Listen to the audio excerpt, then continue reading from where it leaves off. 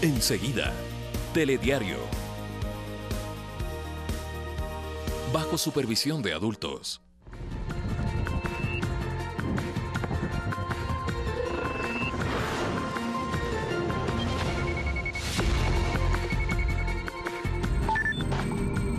Síganos en nuestras redes sociales. En Twitter, @telediarios. En Facebook, Telediario S. Y en la señal internacional de Ecuador TV para Estados Unidos, a través del paquete latino de DirecTV en el canal 457. Y también vía streaming para el mundo por www.ecuadortv.es.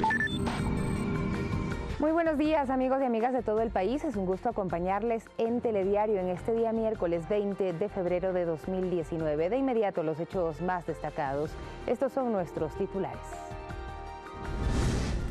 La Cancillería y la Secretaría Anticorrupción de la Presidencia de la República presentaron al cuerpo diplomático acreditado en Ecuador los lineamientos de la propuesta del presidente Moreno para crear una comisión internacional de lucha contra la corrupción.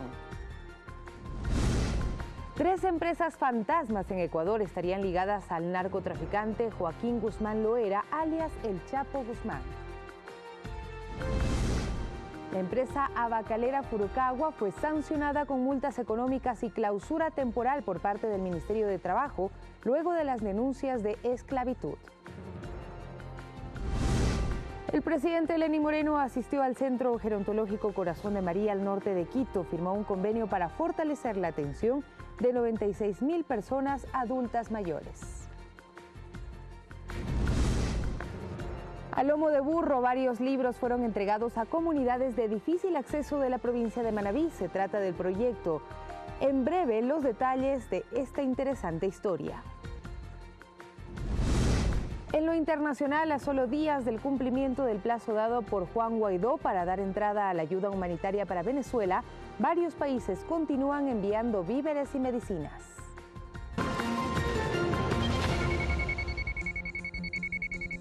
Y les contamos, el primer mandatario Lenín Moreno anunció que este año aumentará el presupuesto para los adultos mayores. Además, se firmaron convenios para garantizar que reciban atención en salud en centros gerontológicos de varias localidades del país. El presidente Moreno llegó al Hogar Corazón de María para firmar convenios en favor de los adultos mayores en situación de pobreza y pobreza extrema. Manifestó que más de la mitad de ellos están en situación vulnerable y por eso son prioridad en su gobierno. Lastimosamente, gobiernos anteriores se olvidaron, los relegaron, los ladearon, los excluyeron, los discriminaron. Pero eso no volverá a pasar. Indicó que el presupuesto para atender a este sector pasará de los 17 millones de 2018 a 60 millones de dólares en 2019. E invertimos 280 millones en las pensiones de 100 y 50 dólares. Y esta vez viene un aumento ostensible de los bonos para nuestros viejecitos. Queremos nosotros como gobierno hacer la tarea que no han hecho muchas veces los familiares. Retribuirles en algo el esfuerzo que ustedes han entregado durante toda una vida. Uno de los beneficiarios se mostró agradecido con el mandatario por su apoyo a los adultos mayores. Inmensa gratitud hacia usted, señor presidente, por ayudar, apoyar y colaborar con quienes representan esta institución. La ministra de Inclusión remarcó que más de 461.000 adultos mayores son atendidos por el Estado y que con los convenios se aumentará el número de beneficiarios. En un total de 1.980 unidades de atención, trabajamos con una inversión de 60 millones de dólares que duplica la inversión del año anterior. En 2019 se construirán centros gerontológicos en Puerto Quito, Pepinales, Ceballos, Chillanes, Malacatos, Yanzasa y Archidona. Verónica Rivadeneira, Telediario. Y en Mejía se colocó la primera piedra de la zona de desarrollo de Pichincha. El complejo industrial se asentará en 21 hectáreas donde se espera una importante inyección de recursos del sector privado.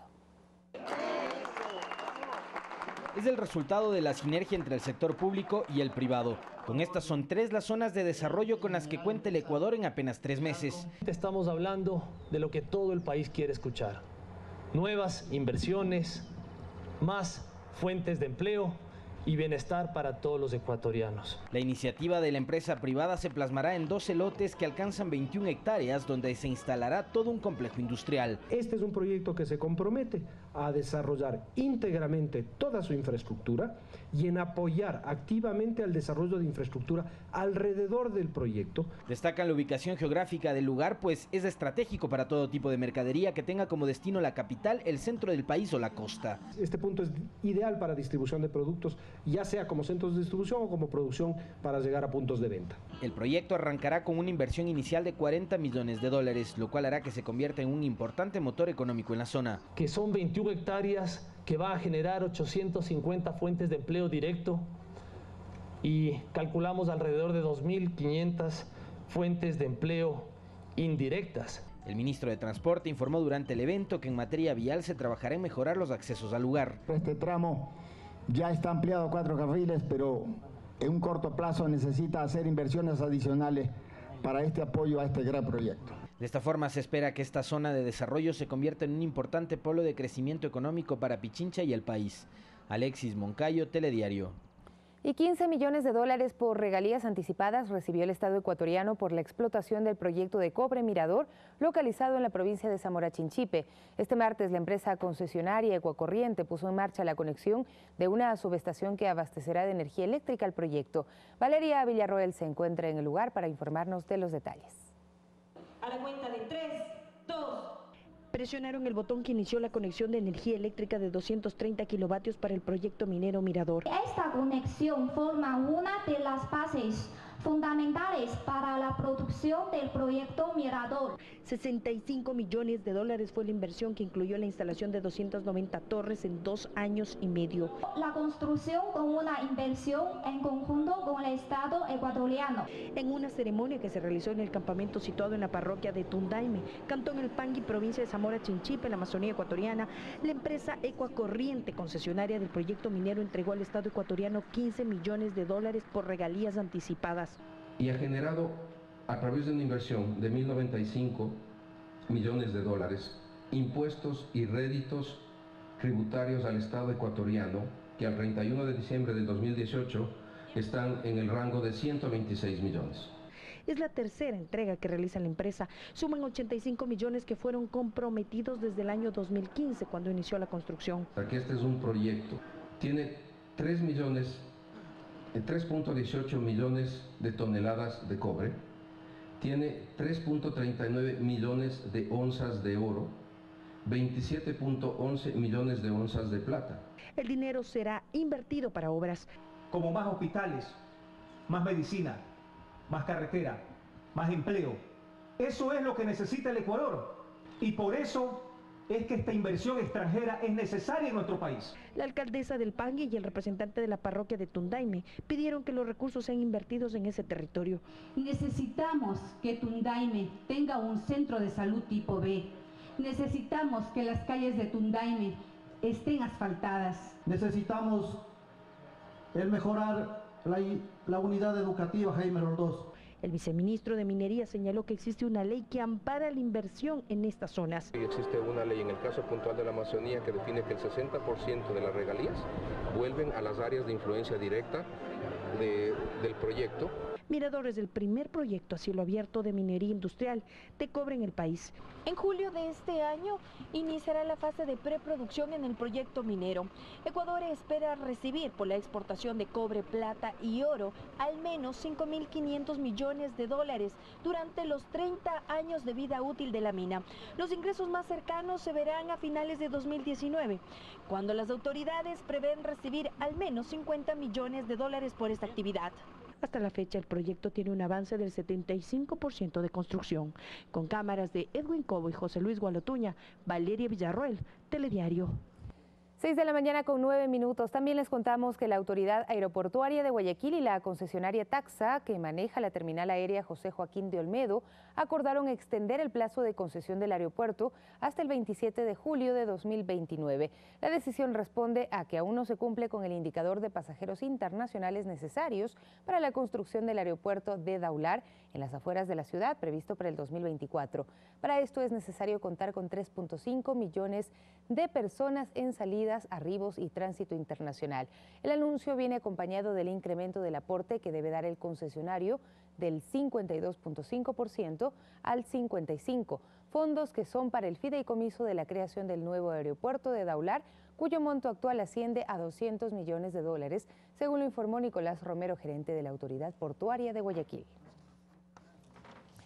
Y el Instituto Ecuatoriano de Seguridad Social Central Guayas cuenta con una unidad móvil que permite atender en salud preventiva a los afiliados de empresas públicas y privadas. Los chequeos médicos a bordo de esta unidad representan un ahorro de dinero y tiempo para los colaboradores y evitan el ausentismo laboral. El servicio móvil de medicina preventiva se amplía en el IES a través de la unidad Central Guayas. Aquí se cuenta tanto con exámenes de laboratorio básicos, exámenes de rayos X de tórax, electrocardiograma y profilaxis dentales. La oportuna atención en el lugar de trabajo significa para el empleado un ahorro significativo de tiempo y dinero, beneficiando también a la empresa, evitando el ausentismo laboral. Ahora, lógicamente, por la mañana madrugar, tomar taxi, porque hay que realmente madrugar, entonces ya tener esta unidad médica en el trabajo, pues es mucho más fácil. Me parece que es muy bueno para nosotros los trabajadores no tener que movilizarnos, pedir citas, es mucho más cómodo acá. Más tiempo, digamos, para hacer columnas y tantas cosas, entonces es muy beneficioso para los trabajadores. Para poder acceder al servicio se solicitará la unidad. Como requisito, la empresa debe de tener cerca de 500 colaboradores, pero si hay compañías con menos empleados, también es posible. Si hay empresas pequeñas, se pueden unificar para tener un volumen adecuado y en un solo punto poderles hacer la toma de exámenes de control preventivo anual y realizar ya los controles posteriores, diagnóstico y tratamiento adecuado, que es una exige la ley a nivel anual. La unidad está equipada con teleradiología que permite tener el resultado de los exámenes de manera inmediata. En lo que va del año se han atendido a cerca de 3.500 afiliados. Se espera durante el 2019 llegar a unas 18.000 atenciones. Guadalupe Ayoví, Telediario.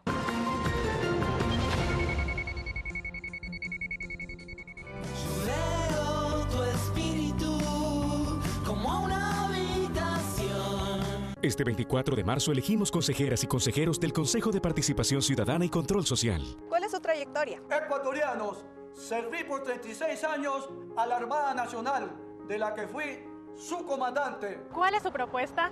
En esta lucha contra la corrupción, garantizo que lo haré con liderazgo, independencia y honestidad. ¡Viva el Ecuador! Si Alan Molestina es tu voz, vota por él este 24 de marzo y hazte escuchar.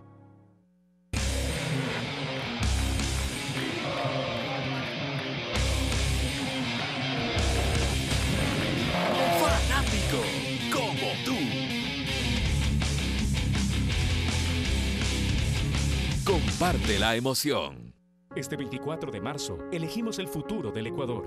Elegiremos 7 consejeras y consejeros para el Consejo de Participación Ciudadana y Control Social. Las consejeras y consejeros promueven la participación ciudadana, formación en ciudadanía, valores, transparencia y lucha contra la corrupción. Ellos controlan las entidades y las instituciones públicas a través de la rendición de cuentas. Investigan denuncias que afectan a la participación ciudadana o que generen corrupción. Dan informes que determinan indicios de responsabilidad, recomiendan e impulsan acciones legales. Son parte de procesos judiciales cuando se determina apropiación indebida de recursos. Elecciones 2019. Confianza y participación en democracia.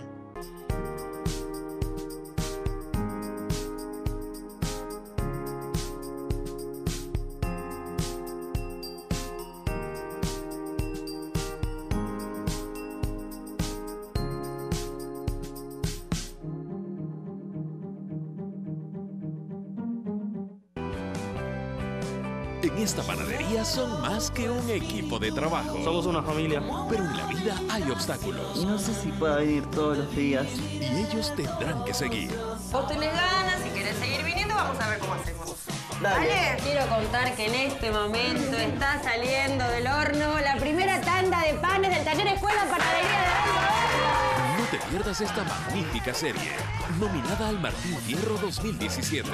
Sí, solo sí. Todos los sábados a las 20:30 por Ecuador TV. Comparte la emoción. Yo leo tu espíritu como una habitación.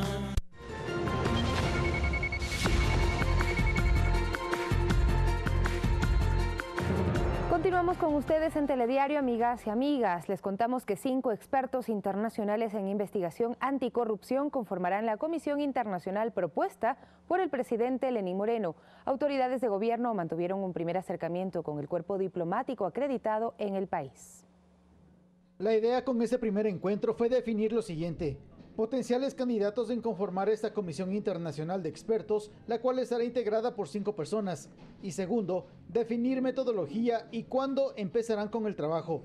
Lo que se busca con esta comisión de expertos internacionales es lograr un trabajo independiente y autónomo que diagnostique, investigue y complemente lo que ya se ha hecho con la institucionalidad local. Sino también vamos a crear mecanismos institucionales más sólidos para buscar perseguir este tipo de delitos que, como todos sabemos, no es una tarea sencilla.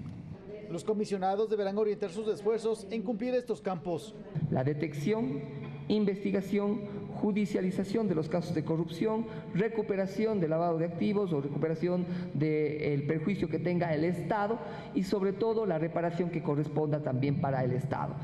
La Comisión Internacional de Expertos no tendrá la potestad de juzgar ni sancionar, pues se dejó en claro que todo su accionar se enmarcará dentro del respeto y cumplimiento al orden jurídico ecuatoriano. Todo lo que tengamos que generar procesos de recuperación de activos lo haremos, pero eso depende de una sentencia ejecutoriada de carácter penal. Hemos entregado a la justicia más de 500 denuncias de posibles actos de corrupción. Repito lo que expresé hace tiempo. Comparto la frustración que sienten muchos ciudadanos por la inacción de algunos fiscales y jueces. La Comisión Internacional de Apoyo en la Lucha Anticorrupción ejercerá funciones hasta el final del actual periodo presidencial y su campo de acción, se dijo, será sobre los casos denunciados en el gobierno anterior, como los que eventualmente puedan registrarse en el presente periodo. Javier Ceballos, Telediario. Y además, la Secretaría Anticorrupción de la Presidencia y el Consejo de la Judicatura se sumaron al Convenio Interinstitucional de Lucha contra la Corrupción. La titular de la Judicatura solicitó a la Contraloría que evalúe al Consejo Transitorio que los presidió en funciones.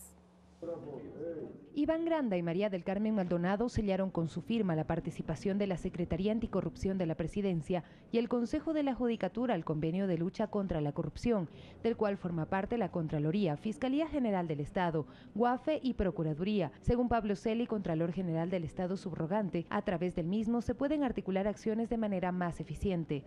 No es posible tener una formulación integral si es que no cooperamos con la información que cada uno de nosotros tiene respecto de las investigaciones particulares que realiza. Tiene un único fin: coordinar las acciones para trabajar en una sola línea y llegar a un solo objetivo, que es la lucha contra la corrupción, caiga quien caiga. Celi también se refirió a la Comisión Internacional Anticorrupción que, según el presidente Moreno, se constituirá en el país. Esto no subroga las responsabilidades, funciones y competencias de cada una de las instituciones, entre otras, todas las aquí presentes. Al contrario, le aporta organizando una cooperación y una asistencia internacional que sin duda es de mucha utilidad procesal. La titular del Consejo de la Judicatura comprometió su contingente para la lucha contra la corrupción e impunidad y aprovechó para solicitar a la Contraloría que realice nuevos exámenes a construcciones de complejos judiciales y a las administraciones pasadas. Que en todo lo que corresponda se sirva ampliar el análisis al periodo del Consejo de la Judicatura Transitorio. Además, se hizo un llamado a todas las instituciones a unirse a este esfuerzo y se pidió a la ciudadanía que sus denuncias tengan sustento y sean comprobables. Sofía Montoya, Telediario. 6 de la mañana con 19 minutos. Según el informe 2018 de percepción sobre corrupción de la organización Transparencia Internacional, Ecuador ocupa el puesto 114 de un total de 180 países, con un índice de 34 sobre 100, siendo este último número el rango de un país libre de corrupción. El caso Odebrecht es considerado como el más representativo de cómo la corrupción hizo metástasis en las estructuras de al menos 12 países. Se exhortó nuevamente el apoyo de la comunidad internacional para la integración de una comisión de expertos que refuerce la institucionalidad del país en materia de trabajo anticorrupción. En el que constituye Y la tarde de este martes se suspendió la audiencia de acto urgente solicitada por el juez Ricardo Barrera para definir los mecanismos con los que el titular de Telconet, Tomislav Topic, devolverá al Estado ecuatoriano los 13.5 millones de dólares que la offshore Glory International habría depositado a la empresa de Topic entre 2012 y 2013. Se tenía previsto que la audiencia se desarrolle a partir de las 15:30 en la Unidad Judicial Penal Albán Borja en Guayaquil. En este caso, Topic es investigado por presunto lavado de activos dentro de la trama de corrupción de Odebrecht. El presidente Lenín Moreno anunció que el dinero se destinará al pago de 270 jubilados. Lamentablemente, por cuestiones ajenas y procesales a otro caso, el juez está ocupado en otra audiencia y no se ha podido desarrollar. El ingeniero está dispuesto a cumplir con su palabra, con el ofrecimiento que ha sido bien recibido por la Presidencia de la República. La propuesta es cumplir a cabalidad lo ofrecido por el Presidente de la República. El Presidente de la República ya ha ofrecido este dinero y nosotros estamos dispuestos a colaborar y tendremos que esperar una nueva fecha y compareceremos nuevamente. Y se realizó la audiencia de apelación a la decisión del traslado de Jorge Glass a la cárcel de La Tacunga. El juez Giovanni Freire analiza su decisión tras escuchar los argumentos presentados por la defensa del ex vicepresidente. 1 hora y media llevó la audiencia de apelación interpuesta por la defensa del ex vicepresidente Jorge Glass a la decisión del traslado de la cárcel 4 en Quito al Centro de Rehabilitación de La Tacunga, el 21 de octubre de 2018. Inicialmente Jorge Glass estuvo presente mediante videoconferencia, pero al no ser obligatoria su presencia se retiró. Según la defensa de Glass, no existió un informe que argumente el cambio, sino que con esa acción se intentó acallar la noticia de la fuga de Fernando Alvarado. Es un informe que dice textualmente la capacidad que tiene el ministerio de trasladar, más no por qué lo traslada. Y cuando en audiencia se les preguntó en virtud de qué se les trasladó, dijeron del informe del coronel Granada. Y él ha dicho hoy día en audiencia que él no ha recomendado absolutamente nada al respecto de Jorge David Glass de Espinel, lo cual valida nuestra posición. También expuso la situación médica de Glass, quien se encuentra en un área en transitorio adaptada del centro de rehabilitación, en donde existe hacinamiento, afirmó, pues actualmente habrían más de 200 personas privadas de libertad en un lugar diseñado para 20.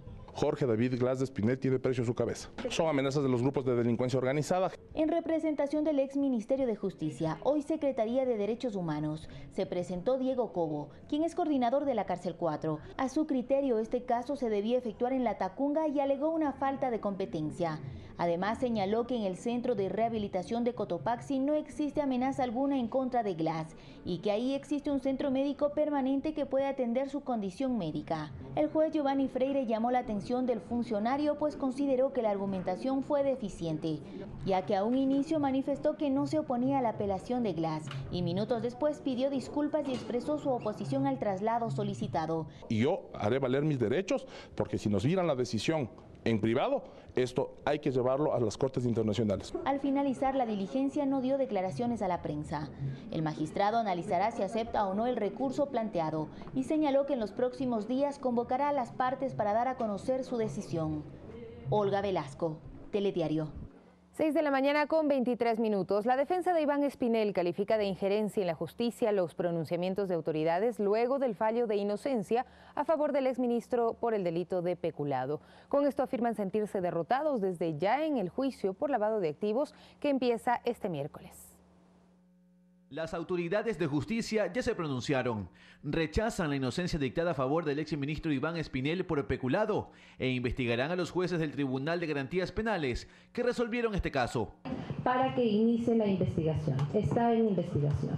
Reitero, no del contenido de los fallos, porque eso es una gestión jurisdiccional, sino de posibles irregularidades en cuanto al comportamiento que incurra en sanciones disciplinarias. Por este motivo, la defensa de Iván Espinel pide que los audios de la audiencia por peculado sean abiertos a la ciudadanía. Lo que pedimos es que las audiencias sean públicas y que en último de los casos los audios de la audiencia de peculado sean revisados por quien quieran y por las comisiones de juristas que a bien tengan para demostrar que el fallo es justo. Pese a ser declarado inocente de peculado, Espinel sigue privado de su libertad, pues cumple prisión preventiva por lavado de activos. El juicio en este caso inicia este miércoles, pero con lo sucedido, la defensa afirma sentirse derrotada.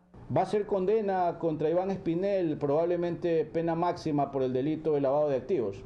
Es evidente. ¿Por qué? Lo avisamos públicamente porque los jueces están atemorizados, obviamente. Si un juez le dio la inocencia y ahora los amenaza a todo el mundo con meterlos presos y destituirlos del cargo, ¿qué juez en su sano juicio va a pronunciarse a favor del doctor José Iván Espinel Molina? Espinel es acusado junto a otras 3 personas por el caso de lavado de activos, que según la Fiscalía el perjuicio al Estado ascendería a $770.000. Este lunes la Secretaría Anticorrupción se sumó a los pronunciamientos y mediante un comunicado exhortó a la Administración de Justicia a hacer seguimiento a los jueces en estos casos. Luis Alfredo Zúñiga, Telediario. Y ante el anuncio de una evaluación a los magistrados de la Corte Nacional de Justicia, su titular Paulina Aguirre manifestó su colaboración y pidió parámetros claros. Son parámetros cualitativos y cuantitativos.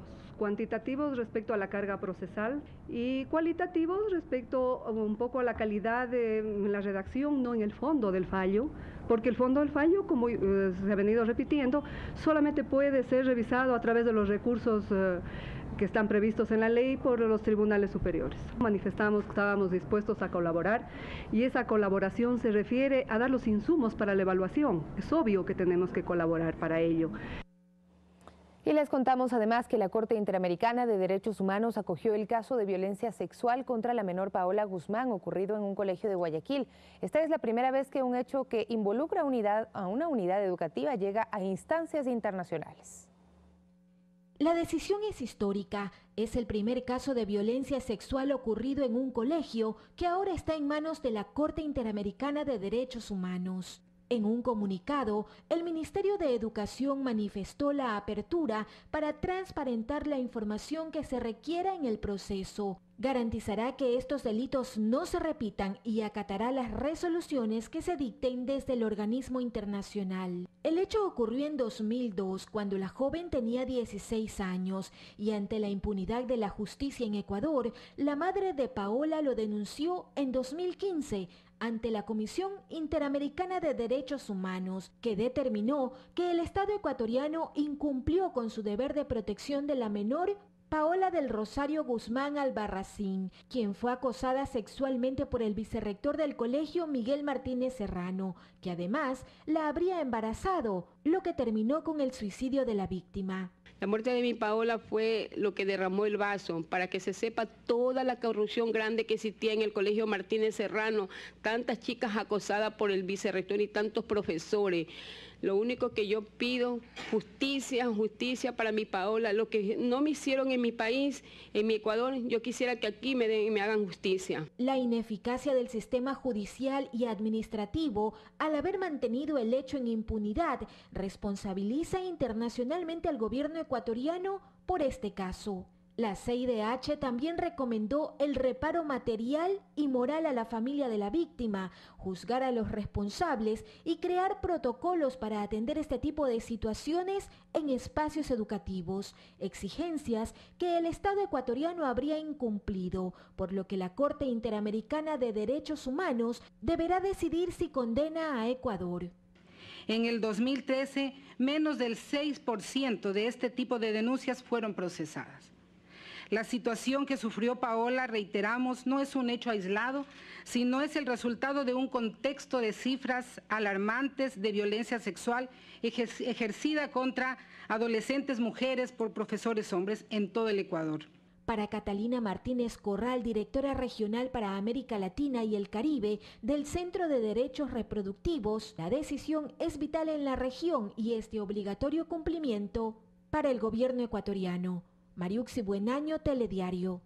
6 de la mañana con 28 minutos. El Tribunal Contencioso Electoral resolvió todas las apelaciones a los candidatos a los comicios seccionales del 24 de marzo, mientras que la impresión de papeletas y la capacitación a miembros de la Junta Receptora del Voto avanza en la provincia de Guayas.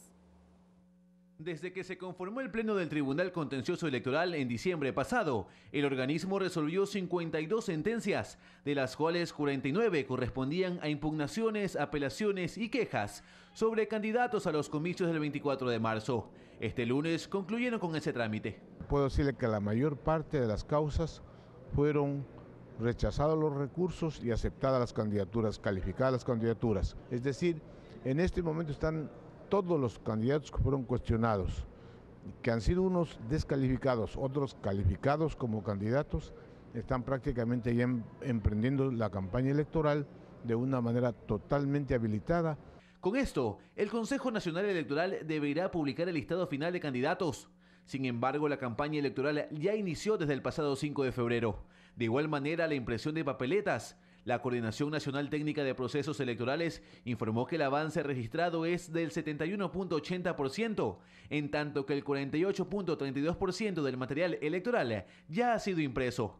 En Guayas se espera que los kits electorales lleguen a la delegación provincial el 10 de marzo. En Guayas ya se están imprimiendo las papeletas de prefectos y de alcaldes. Se espera en esta semana la culminación de la impresión de las papeletas de concejales y juntas parroquiales. Para el proceso electoral en Guayas se han destinado $4,5 millones, en donde se registran cerca de 7.600 candidatos, entre titulares y suplentes. Además, se avanza en la capacitación a los miembros de las juntas receptoras del voto. De los 64.600 miembros de las juntas receptoras del voto, ya se ha hecho la notificación del 85%, que ya tienen el nombramiento, que ya saben que han sido designados, y de los cuales en total del mismo universo, 65% ya está en la capacitación. A la par, ya se realizó el censo para determinar cuántas personas de la tercera edad y discapacitados en la provincia serán beneficiarios del voto en casa, que se desarrollará el 22 de marzo. Serán 283 personas que accederán a este servicio. Luis Alfredo Zúñiga, Telediario. Y en otro tema, alrededor de 822 empresas han sido calificadas como fantasmas en el Ecuador. 3 de ellas estarían ligadas al narcotraficante Joaquín Guzmán Loera, alias El Chapo Guzmán.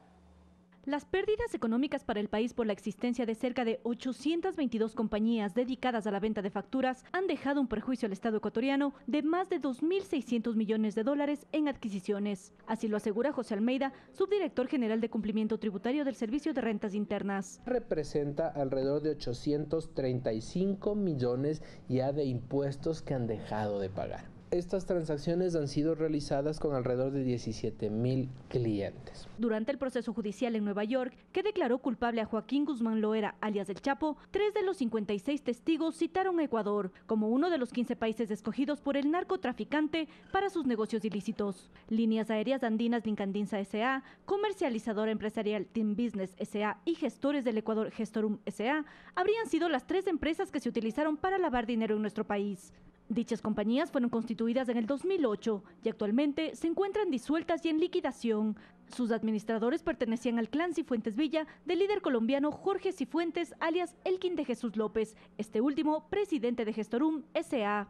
Carlos Calero, director general de la firma del asesor contable, señala que las empresas fantasmas en su mayoría son sociedades anónimas o compañías limitadas y son controladas por la Superintendencia de Compañías y especialmente por el SRI. Las facturas que se utilizan para prestar los servicios son autorizadas por el Servicio de Rentas Internas. Dentro de las competencias que tiene este órgano de control está determinar la real actividad económica en las transacciones que realizan los contribuyentes, como se lo hizo con las empresas fantasmas ligadas al Chapo Guzmán. Lo que hemos verificado es que efectivamente estas empresas han sido depuradas de los registros debido a que no existe una actividad económica real. Al momento el SRI ha logrado la recuperación de 860 millones de dólares generados sobre los impuestos que no han pagado las empresas consideradas fantasmas. Ivana Paredes, Telediario.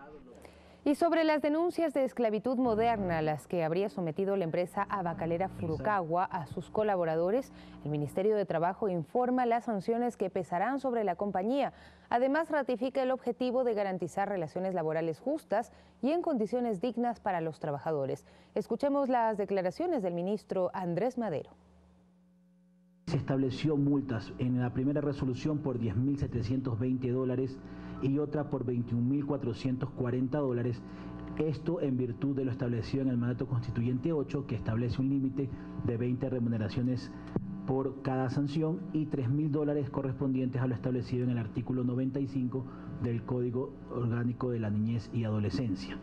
De igual manera, la segunda sanción por reincidencia fue por $21.440 y además se dispuso la clausura del establecimiento en virtud de lo establecido en el acuerdo en el artículo 134 del Código del Trabajo. De igual manera, la Dirección Regional de Trabajo y Servicio Público de Puerto Viejo impuso una sanción de $10.720 conforme lo establecido previamente y la clausura del establecimiento por incumplimientos en materia de seguridad y salud ocupacional. Estas multas se van sumando y dan un total de $42.880 y la clausura de estos establecimientos que no cumplen con las condiciones necesarias para el desempeño de la actividad laboral conforme a nuestra normativa.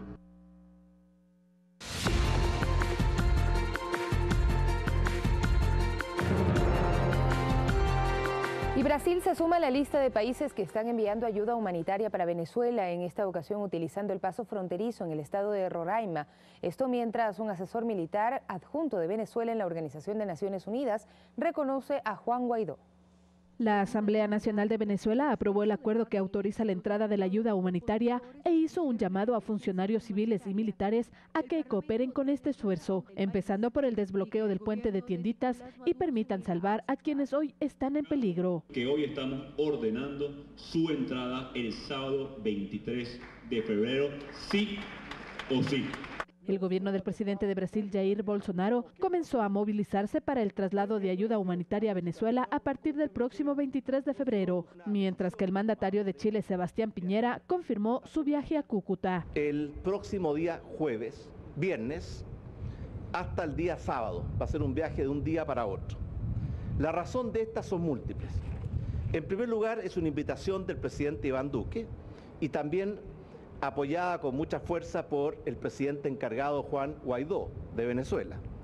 Pero las razones son triples.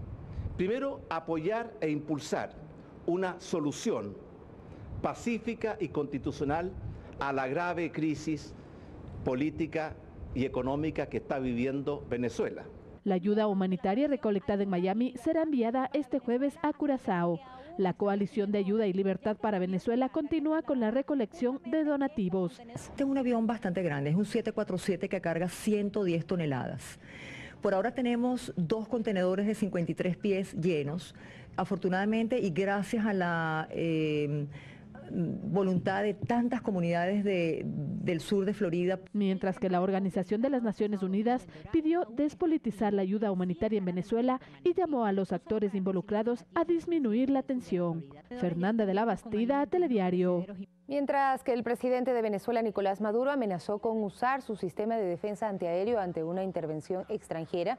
Por ello, la Fuerza Armada venezolana se declaró en alerta para evitar una violación del territorio ante la pretensión de Guaidó de hacer entrar a los camiones con la ayuda humanitaria acopiada en Colombia, Brasil y Curazao, isla con cuya frontera marítima y aérea cerró este martes.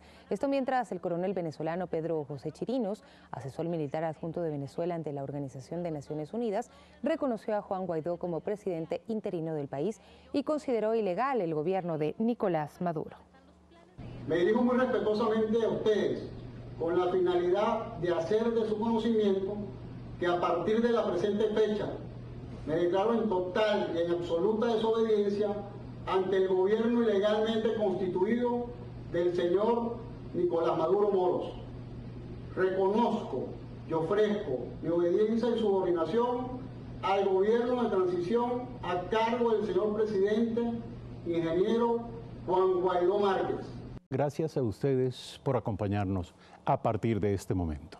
Hoy estarán en Primera Impresión Juan Sebastián Roldán, secretario particular de la Presidencia. Con él hablaremos sobre la suscripción de la Declaración de Chapultepec, que a nombre del país hará el presidente de la República este día, y también sobre la lucha contra la corrupción y los alcances de la anunciada iniciativa de crear una comisión internacional para enfrentar este problema. Además, Pablo Campana, ministro de Producción, Comercio Exterior, Inversiones y Pesca. Atención, ¿qué son los polos de desarrollo? La inversión privada, cifras de crecimiento 2018-2019 y esta iniciativa de proyectos productivos que busca beneficiar a regiones del país, regiones productivas, y traducir en gestión concreta las ventajas de la legislación para el fomento productivo en el país. Y finalmente, Carlos Pontón, consultor tributario, el lavado de activo y las cuentas offshore, tentáculos del Chapo Guzmán en el Ecuador. Temas y personajes de esta mañana en Primera Impresión. Buenos días.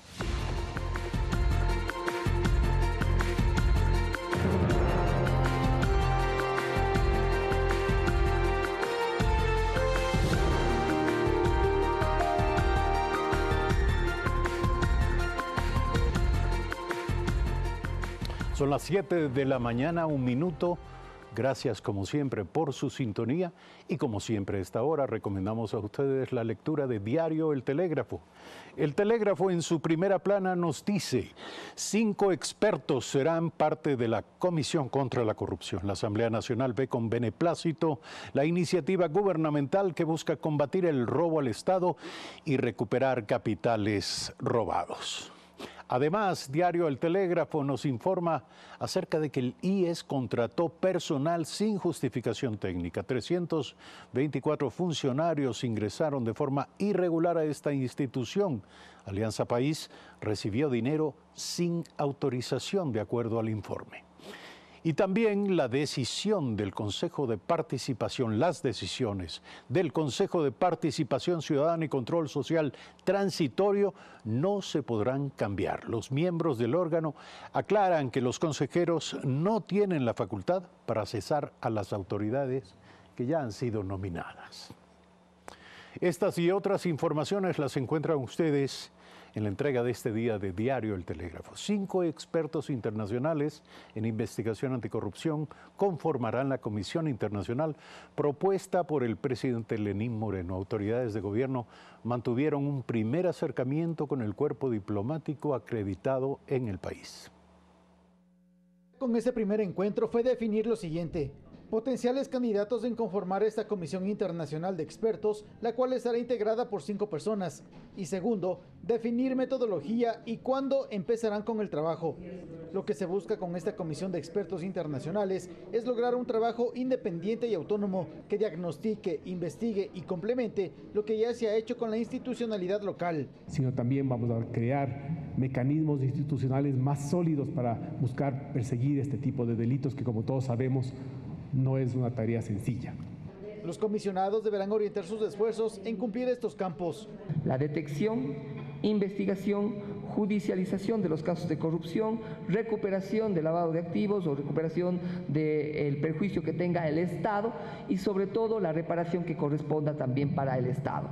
La Comisión Internacional de Expertos no tendrá la potestad de juzgar ni sancionar, pues se dejó en claro que todo su accionar se enmarcará dentro del respeto y cumplimiento al orden jurídico ecuatoriano. Todo lo que tengamos que generar procesos de recuperación de activos lo haremos, pero eso depende de una sentencia ejecutoriada de carácter penal.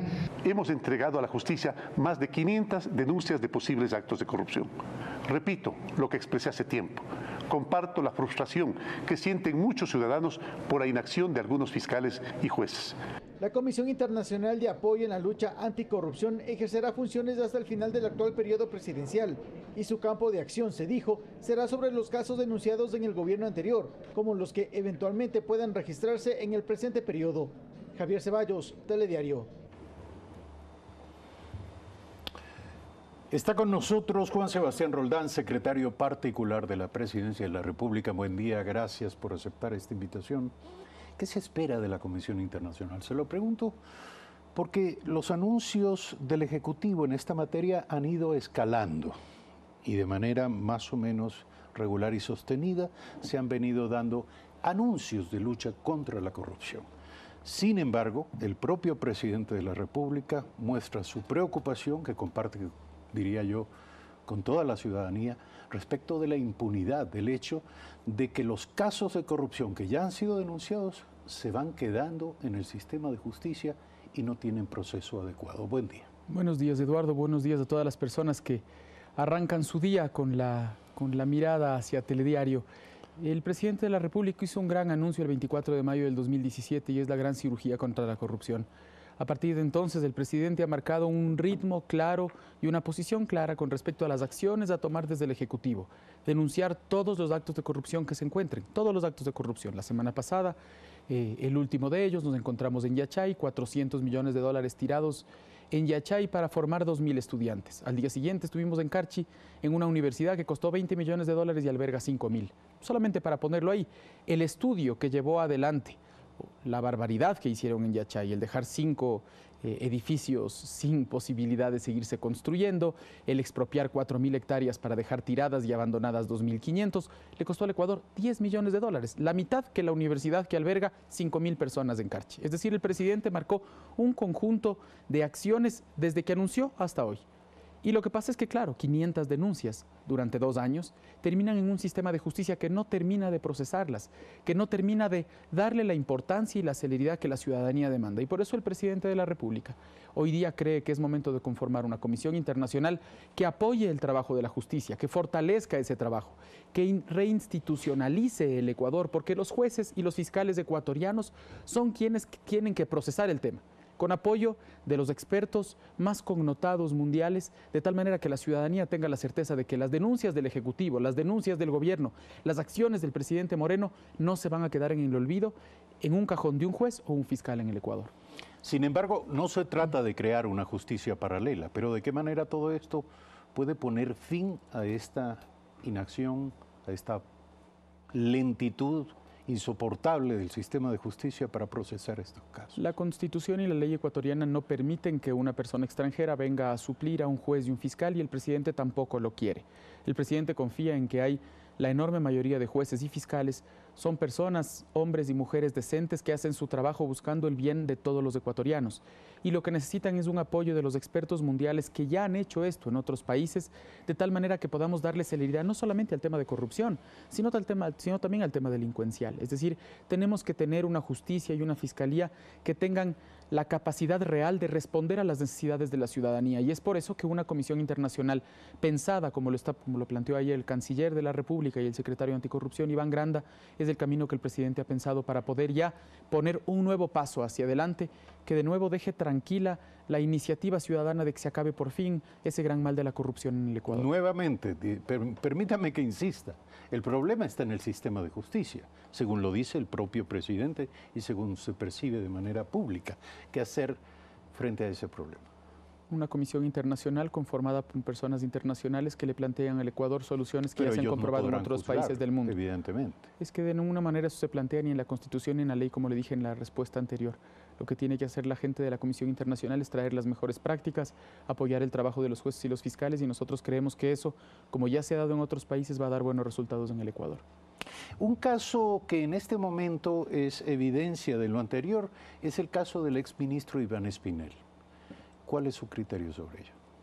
Tendrán que responder los jueces. Sin embargo, por supuesto que genera enorme indignación para quienes estamos trabajando todos los días en la lucha contra la corrupción y nos encontramos con jueces y fiscales que muy lamentablemente no le dan las respuestas que el Ecuador necesita. El secretario anticorrupción Iván Granda, el lunes de esta misma semana, ya pidió al Consejo de la Judicatura investigar el tema, porque para el Ejecutivo es fundamental que no haya ningún cabo suelto. El caso del exministro Iván Espinel es el de una defensa y unos jueces que sostienen que un informe de Contraloría apenas señala indicios, evidentemente, pero que no constituye prueba abierta. ¿De alguna manera usted cree que lo actuado por la Contraloría, en efecto, en parte para dilucidar todo este problema de la impunidad en el país, no está siendo leído y tomado en cuenta? Lo que creo, Eduardo, es que la Contraloría ha generado un enorme cambio versus la Contraloría que teníamos antes, ¿no? La Contraloría anterior lo que hacía era ir tapando lo que el gobierno anterior hacía. Hoy día tenemos otro prófugo en el Contralor, porque la mayoría de exfuncionarios del gobierno anterior son prófugos. Uno de ellos es el Contralor, entonces la artimaña que tenían hacían algo, pedían una revisión al Contralor, prófugo, ese Contralor, hoy día prófugo, ¿no? Ese Contralor decía no pasó nada y con eso cerraban el episodio. La Contraloría actual ha entregado más de 300 indicios de responsabilidad penal. Hay que preguntarles a los fiscales y a los jueces cuáles son el camino que han tomado esas distintas responsabilidades, y también hay que preguntarle a la Contraloría cómo va a hacer para agilitar sus procesos y mejorarlos de tal manera que no pase lo que acaba de pasar con los jueces. Yo creo que el proceso, personalmente, que el proceso que se llevó en contra del exministro Espinel es un proceso bastante sustentado. Tendrán que decirnos los jueces cuáles fueron sus decisiones. Eso ya es una potestad que tiene cada juez, y por supuesto el Ejecutivo también tiene la potestad de pedir a la instancia que tiene que revisar qué es lo que hacen los jueces, revisar efectivamente si es que ahí mandó el derecho o mandaron otro tipo de presiones. Esto ocurre en paralelo cuando el presidente anuncia la suscripción a nombre del Estado del gobierno ecuatoriano de la declaración de Chapultepec sobre libertad de expresión. De alguna manera el presidente está ratificando la idea de que los medios de comunicación son aliados en la lucha contra la corrupción. El presidente de nuevo el 24 de mayo del año 2017 planteó claramente qué es lo que iba a hacer con respecto a la comunicación, y es entender que aún los críticos son apoyo y consultoría gratuita para el gobierno y que él cree que un país en libertad es un país que puede caminar hacia el futuro. Eso lo he hecho en general. Hay otra ley de comunicación, hay otro espíritu en la sociedad, hay denuncias fuertes aún contra nosotros todo el tiempo y esas denuncias por supuesto se reciben como lo que son, denuncias que tendrán que procesarse y que tienen que procesarse en los órganos de control que tengan que revisarlas y a partir de entonces es que nosotros creemos que hoy día es un hito importante la firma de la Declaración de Chapultepec porque es una muestra clara de que el gobierno no solamente anuncia sino cumple. Ya estamos en una situación distinta, estamos en una sociedad que está marcando una diferencia grande y eso la gente lo siente. En esa línea no quiero dejar de preguntarle, Diario El Telégrafo en su editorial de este día, nos recuerda que República Dominicana ha exigido y ha logrado una aceptación de parte de la empresa Odebrecht de una indemnización del orden de más de 90 millones de dólares. El gobierno peruano ha logrado que la empresa Odebrecht repare de alguna manera, no todos están conformes con ello, pero repare de alguna manera los delitos cometidos en Perú con una indemnización del orden de los 180 millones de dólares. ¿Qué espera el país para reclamar una indemnización a la empresa Odebrecht? Primero lo primero, Eduardo. Primero la empresa nos tiene que entregar la lista de los corruptos a los que gobernó en este país. Porque ya el gobierno anterior, Rafael Correa, los expulsó, luego cogió un poco de billete y con ese billete todo quedó limpio. Nosotros no vamos a permitir que eso suceda. No hay dinero que pague el daño que ha hecho Odebrecht. Hay un vicepresidente preso por el tema y todavía no nos entregan el resto de la norma. Si podemos hacer una comparación, correísmo es igual a Odebrecht. Nosotros necesitamos que Odebrecht nos diga qué mismo hizo con Correa, con sus ministros, con los que hoy día están entregando rifas para que la gente marche. Eso es lo que tenemos que lograr primero. Esto no se trata de que nos pague un billete y luego comiencen a trabajar. Esto no es una moneda de cambio. Por supuesto que hay que pedir una indemnización, pero a mí personalmente me parece que 90 millones en un país es una broma. Es una broma con todo lo que hizo Odebrecht en este país. Pero además lo que tenemos que hacer es no hablar con Odebrecht. El secretario de Anticorrupción, la fiscal y el procurador viajan esta semana a Brasil para pedir nuevamente la lista. Comencemos por la lista, que nos digan qué pasó con esos corruptos que se llevaron el dinero del Ecuador y luego discutamos indemnizaciones. Porque a nosotros no nos interesa que Odebrecht vuelva al país, nos interesa que vuelva a la lista. Y después de la lista veremos cuánto nos van a pagar. Si es que al Ecuador le interesa y a los intereses de los ecuatorianos nos interesa que nos den dinero, porque lo primerito es saber qué se llevaron, qué robaron, ¿dónde está ese dinero? Y después discutimos cómo hacemos para que nos paguen lo que nosotros merecemos, que yo creo que tienen que ser cientos de millones de dólares para comenzar a discutir. Volviendo al tema de la transparencia y hablando de la suscripción de la Declaración de Chapultepec sobre libertad de expresión, al amparo de esa libertad de expresión en las últimas horas a través de unos sitios web y de unas redes sociales, de unas páginas o direcciones de redes sociales, se han hecho algunas denuncias que tienen que ver con el hermano del presidente de la República, la supuesta creación de empresas offshore que de alguna manera pretenden vincular al presidente de la República con esos hechos. ¿Cuál es su pronunciamiento sobre esto? En primer lugar, son denuncias que tienen que ver con familiares del presidente de la República y amigos del presidente de la República. Nada tiene que ver con el presidente de la República. En segundo lugar, en la denuncia no se plantea el cometimiento de ningún delito, de ninguno. Es la creación de una compañía que puede tener ciertas implicaciones y por eso el presidente ha sido claro, está creando una comisión internacional que revise estos temas y el presidente es precisamente para eso, para que se crea perfectamente la imparcialidad que creó esta comisión. La comisión se ocupará de este tema. Esa comisión a la que hay que entregar temas como estos para que lo revise. Y al mismo tiempo también hay que decir que el mismo convenio de Chapultepec, del que estamos hablando en su punto 9, habla de que también los medios de comunicación tienen que entregar información veraz.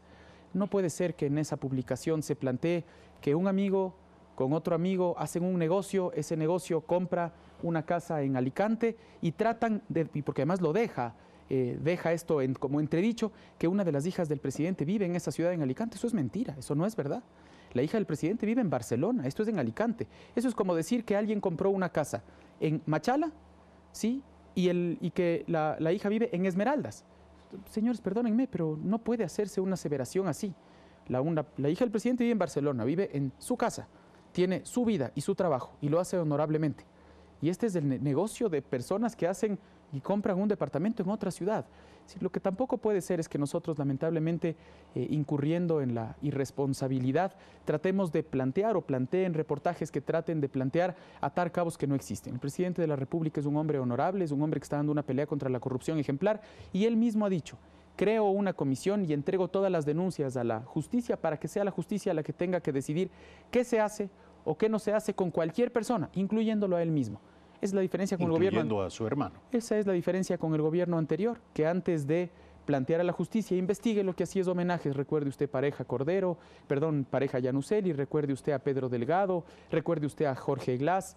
Este es un gobierno distinto y por supuesto el presidente de la República cree que se tiene que investigar todo con la celeridad del caso y la contundencia que los ecuatorianos demandan. ¿Será entonces materia de investigación o tratamiento por parte de esta comisión internacional? Así es un tema que debería investigar una comisión internacional para que los ecuatorianos les quede perfectamente clara la independencia, la autonomía de los poderes y la certeza de que tienen un presidente honorable, honesto, que está cambiando este país desde sus principios más básicos. Concluyo, en virtud de lo anterior, se ha comenzado a llamar, lo ha hecho el expresidente Rafael Correa, a una revocatoria de mandato del presidente Lenín Moreno. Su comentario. Quisiera mostrarle a la Cámara. Ayer convocaron a esa cámara, por favor. Ayer convocaron una marcha a la que llegaron 50 personas de Nayuvia y miren lo que se encontró después. Una invitación a un gran concierto de Jaime Enrique Aymar en la Plaza Grande a la misma hora en la que sorteaban una televisión. Así son los correístas. 50 personas en medio de la lluvia y le mientan a la gente. Los ecuatorianos ya saben perfectamente de quién se trata. El prófugo convoca una marcha, debería convocarla en Bruselas, por si no venir a Quito y él convocarla aquí. Pero no tiene el valor. Le tiene que responder a los ecuatorianos por lo que hizo y le tiene que contar a los ecuatorianos qué pasó con Odebrecht. Eso primero. Y las personas que convocan a las marchas lo que tienen que hacer es poner la cara, eso es de valientes. Ojalá el Ecuador tendría una lección como la que el presidente Moreno da todos los días, de un hombre con entereza, con claridad, con frontalidad, que no es que está contando lo que hace, sino que lo hace, lo está haciendo. El cambio con respecto a la honorabilidad del Ecuador y a la lucha contra la corrupción está en marcha.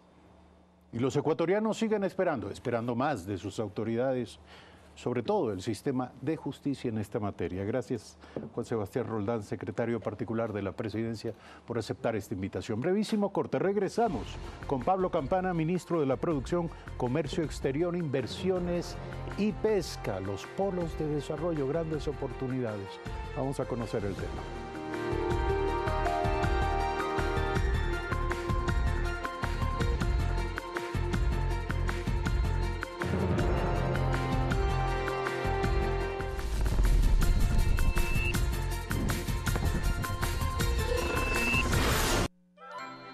Ella es Itoko, una joven distraída, contradictoria. No tiene nada de malo. ¿Por qué no puede la hija de un vendedor de kimonos usar una papa? ¡Silencio! Un tanto peleona. Llamo Itoko Ohara. Y él es mi amigo. Se creen tan valientes. Pero también muy tierna y soñadora. No puedo esperar a mañana. Mírenme. Conoce a Itoko más cerca, en Clavel. De lunes a viernes, 21 horas. Por Ecuador TV. Comparte la emoción. La banca pública, que ha estado trabajando con la directiva del presidente de la República en esta nueva forma de hacer banco. Ban Ecuador me ayudó hoy en día un financiamiento para poder pagar las deudas que tenía. Obviamente ahora tengo una sola deuda con Ban Ecuador. Aquí estamos como gobierno. Las instituciones, las familias, las personas precisan de crédito y he aquí, el Banco del Ecuador está dispuesto a entregar decenas de miles de créditos para renovaciones, para emprendimientos como lo estamos haciendo con los jóvenes. Ese debe ser el principal objetivo. El gobierno de todos. Informa. Autorización número 0304. CNE. Elecciones seccionales 2019.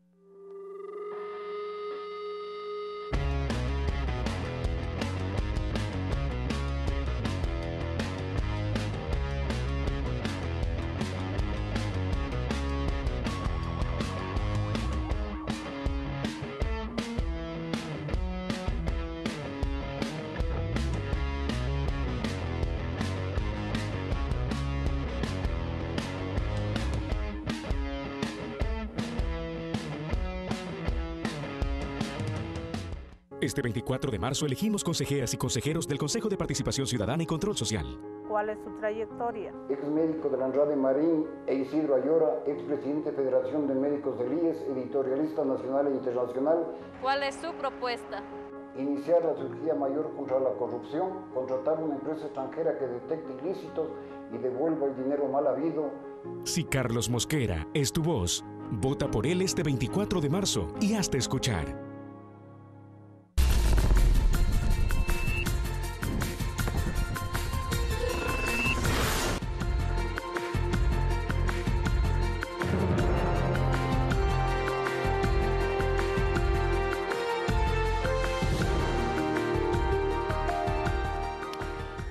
Son las 7 de la mañana con 22 minutos. Gracias por seguirnos. Como lo anunciamos, se encuentra con nosotros Pablo Campana, ministro de Producción, Comercio Exterior, Inversiones y Pesca. Buen día, gracias por estar aquí.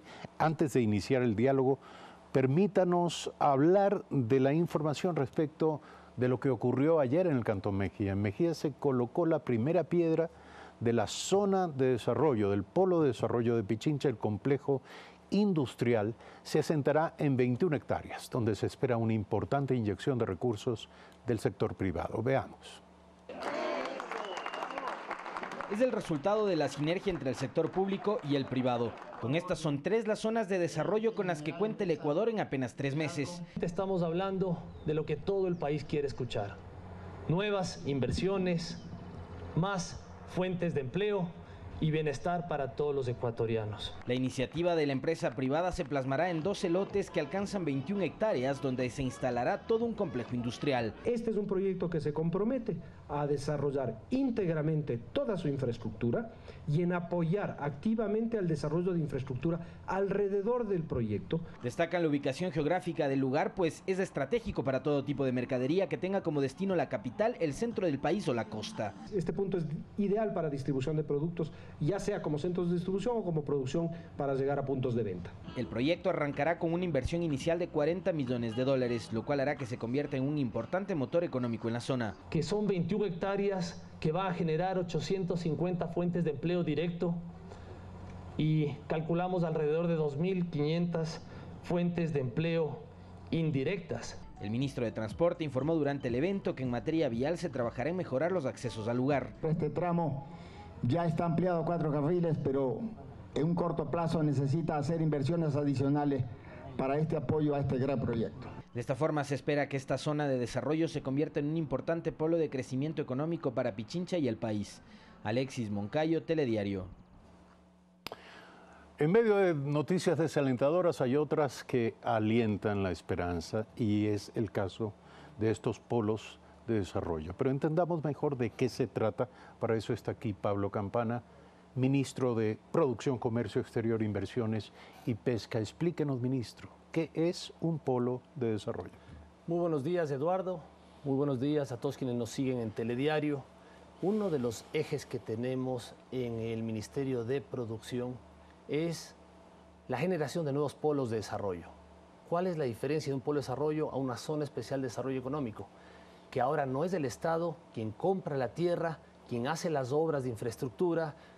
Ojo con las malas experiencias del pasado, los sobreprecios y problemas que tenemos o en Yachay o en el Aromo. Hemos querido que a través de la ley de fomento productivo brindar todos los incentivos tributarios para que sea el sector productivo, grande, mediano y pequeño, quien invierte, dinamiza la economía y genera empleo. Por ejemplo, ya lanzamos el primero en Azogues, un polo de $72 millones, otro en Tungurahua, el polo de cuero y calzado, MIPYMES, que se consorciaron, asociatividad, 29 empresas por $52 millones que van a invertir. Ahora el tercero es en el Cantón Mejía, que va a generar empleo. O sea, hablamos de los $40 millones del Cantón Mejía, son todo inversión privada. Es todo inversión privada, 100% inversión privada. El sacrificio del Estado está en la ley de fomento productivo, que son futuros impuestos que exonera para que incentivar nuevas inversiones. Ahora, fíjese lo interesante que es en el Cantón Mejía.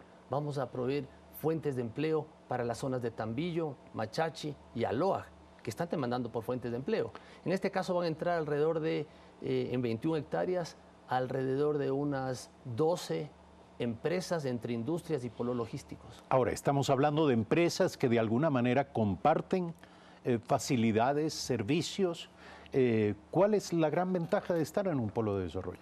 Bueno, primero, estar en un polo de desarrollo tienen un complejo con seguridad, una serie de industrias y empresas que se encadenan entre ellos, proveedores el uno del otro, ayudan a abaratar costos en la infraestructura inicial, en la inversión inicial. Lo importante en un polo de desarrollo no es que venga un GAT municipal, un GAT provincial a proveer un terreno y sobre ese terreno se hagan obras. Eso nos cuesta dinero al Estado ecuatoriano y la demora en solicitar los trámites, los permisos, contar con los recursos. Nos comemos 2 años y no desarrollamos un polo de desarrollo. En este caso vamos 3 polos, 100% promovido por el sector productivo, grande, mediano y pequeño, no importa el tamaño de empresa que esté atrás de estos polos, y lo que nosotros hacemos es acompañarlos, darle toda la articulación, uno, para que puedan hacer uso de la ley de fomento productivo a través de contratos de inversión, incentivos potentes que hay de entre 8 a 20 años de exoneración de impuesto a la renta, además de articular con el Ministerio de Ambiente. El día de ayer estuvimos con el Ministerio de Transporte, ayer tuvimos otra reunión importante con el Ministerio de Agricultura, articulando para facilitar la vida al ciudadano y al ecuatoriano que quiere emprender e invertir en el Ecuador. Ahora, estamos hablando de grandes empresas. En el caso del polo del Cantón Mejía son grandes empresas. En el caso de Tungurahua son empresas de cuero y calzado que son medianas y pequeñas empresas que se consorciaron, hay asociatividad y sacaron adelante esta iniciativa con un líder, un visionario, alguien que pueda agruparlos y pueda juntarlos para que puedan invertir en una zona geográfica en donde nosotros les demos el acompañamiento y les apoyemos en todo sentido. Antes de iniciar esta entrevista, y tiene que ver también con la provincia de Pichincha y otras zonas del país, tiene que ver con la producción lechera del Ecuador. Nos comentaba usted que ayer hasta tarde estuvo reunido con el sector lácteo, el mismo que detuvo actividades y que bloqueó incluso la carretera, las carreteras de la zona de Machachi en protesta por el problema de la provisión y de la caída de los precios de la leche. ¿A qué acuerdo se llegó? El gobierno del presidente Lenín Moreno tiene una gran oportunidad. El hecho de tener industrias, comercio, agricultura y economía y finanzas trabajando hacia el mismo norte es importante, ya que se pueden solucionar problemas estructurales heredados de anteriores administraciones. ¿Qué pasaba con el tema de leche? Hay alrededor de 300.000 productores de leche en el país, se produce alrededor de 5 millones de litros al día y había acusaciones contra el suero de leche. Ayer nos reunimos industriales, representantes de la industria, de los fabricantes de queso, las queseras del Ecuador, y también representantes de los pequeños productores, con el ministro de Agricultura Javier Lazo y quien les habla. 6 horas en reuniones, al final llegamos a un acuerdo. ¿En qué quedamos? En que las industrias que producen suero de leche pueden autoconsumir, mas no pueden utilizar el suero de leche de terceros. El suero de leche de terceros, como por ejemplo de queseras, se puede utilizar solamente para la mezcla para hacer leche en polvo, más no mezclarlo con leche líquida. Esto es lo que vamos a lograr en esta moratoria. En esta moratoria lo que vamos a lograr es que la producción de leche encuentre un mercado, puede incrementar sus ventas, que ese es uno de los problemas que tienen los lecheros actualmente, y evaluar en estos 6 meses de moratoria que hemos dado cuál ha sido realmente es una medida provisional. Es una moratoria provisional, el daño causado del suero de leche. Ahora, vamos a apoyar, incentivar a las pequeñas queseras con un plan quesero para darles competitividad, ya que parte de las ventas de los queseros, no solamente del queso, sino también el suero de leche.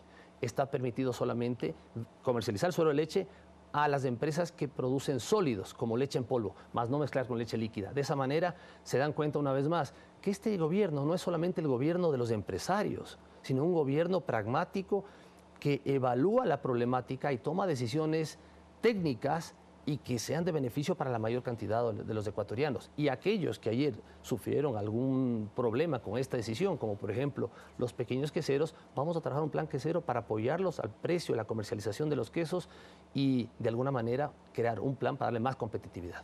Quiero volver al tema de los polos de desarrollo, pero en un contexto más amplio. El país entero está esperando el impacto y los beneficios de una política de reactivación productiva que se traduzca en bienestar para las personas.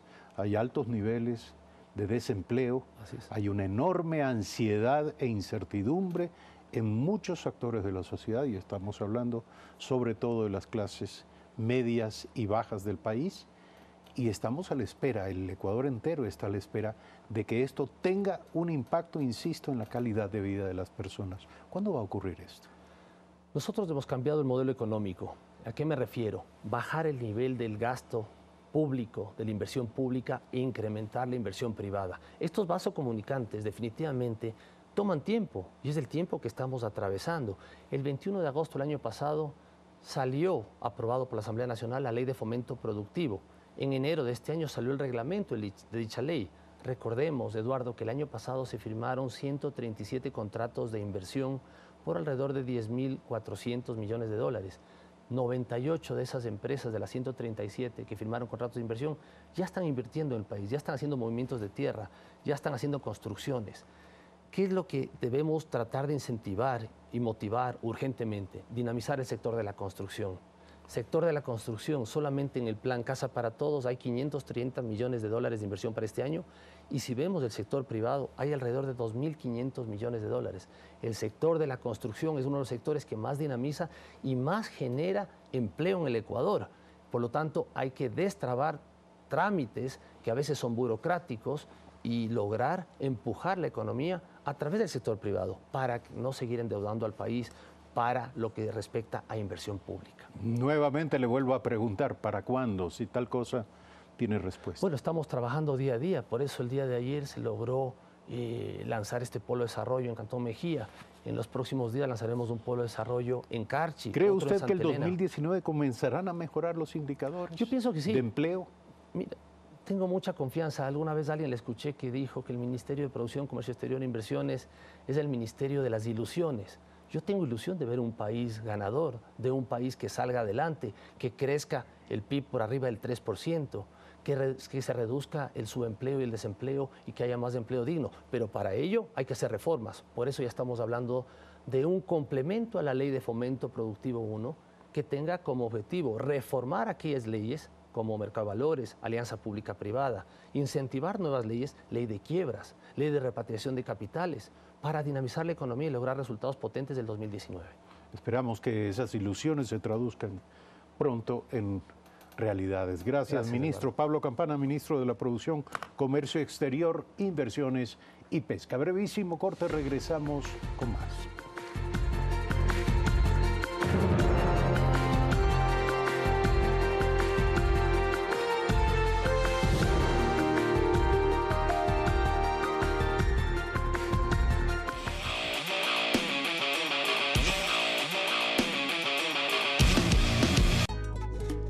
Imprimimos nuestra identidad en cada cosa que hacemos.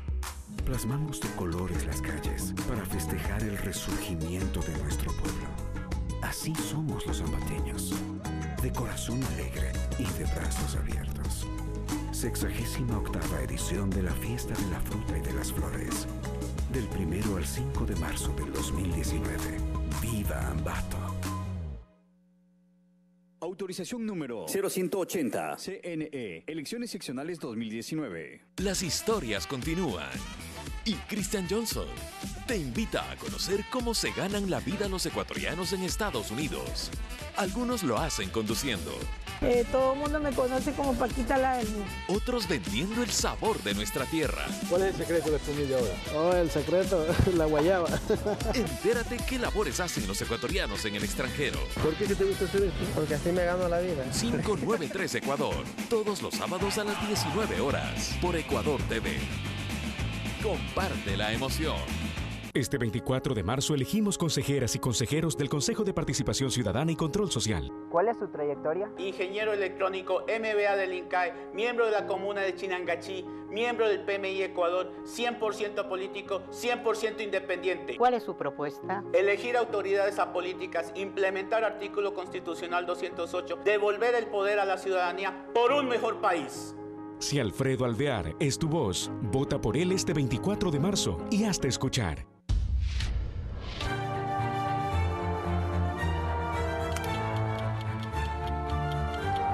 Ideas diversas. Posiciones contrapuestas. Perspectivas diferentes. Nosotros nos enfocamos en los argumentos. Ustedes sacan las conclusiones. Blanco y negro. Todos los lunes a las 22 horas. Por Ecuador TV. Comparte la emoción.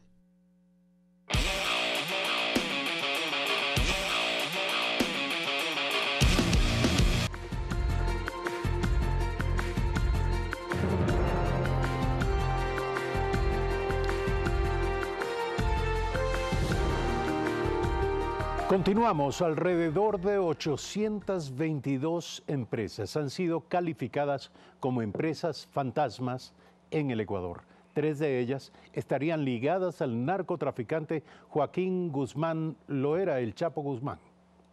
Las pérdidas económicas para el país por la existencia de cerca de 822 compañías dedicadas a la venta de facturas han dejado un perjuicio al Estado ecuatoriano de más de 2.600 millones de dólares en adquisiciones. Así lo asegura José Almeida, subdirector general de cumplimiento tributario del Servicio de Rentas Internas. Representa alrededor de 835 millones ya de impuestos que han dejado de pagar. Estas transacciones han sido realizadas con alrededor de 17.000 clientes. Durante el proceso judicial en Nueva York, que declaró culpable a Joaquín Guzmán Loera, alias El Chapo, 3 de los 56 testigos citaron a Ecuador como uno de los 15 países escogidos por el narcotraficante para sus negocios ilícitos. Líneas Aéreas Andinas Lincandinsa S.A., comercializadora empresarial Team Business S.A. y Gestores del Ecuador Gestorum S.A. habrían sido las 3 empresas que se utilizaron para lavar dinero en nuestro país. Dichas compañías fueron constituidas en el 2008 y actualmente se encuentran disueltas y en liquidación. Sus administradores pertenecían al clan Cifuentes Villa del líder colombiano Jorge Cifuentes, alias Elkin de Jesús López, este último presidente de Gestorum S.A.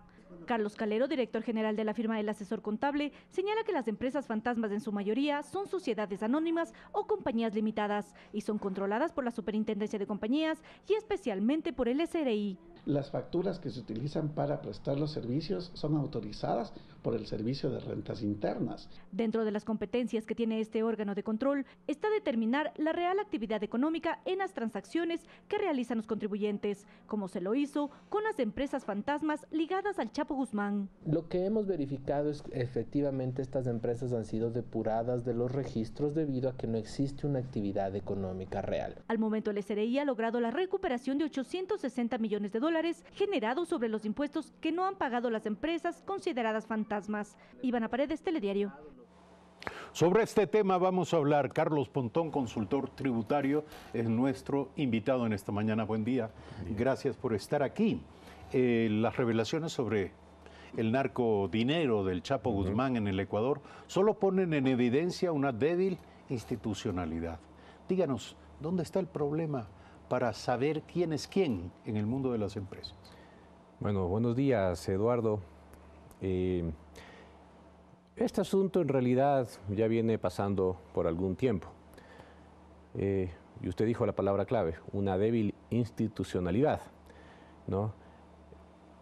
Constituir o adquirir una compañía aquí en el Ecuador, principalmente, como dijo el subdirector del Servicio de Rentas Internas, es tan fácil que en 3 horas yo puedo constituir una compañía en línea, ¿no? Pero eso no está socios. mal. Yo me acuerdo cuando, en general, todos los emprendedores industriales, empresarios, se quejaban de lo difícil que era hacer empresas en el Ecuador. Ahora que se haga en 3 horas, parecería que beneficia a mucha gente. La pregunta es cómo mantener control sobre ella.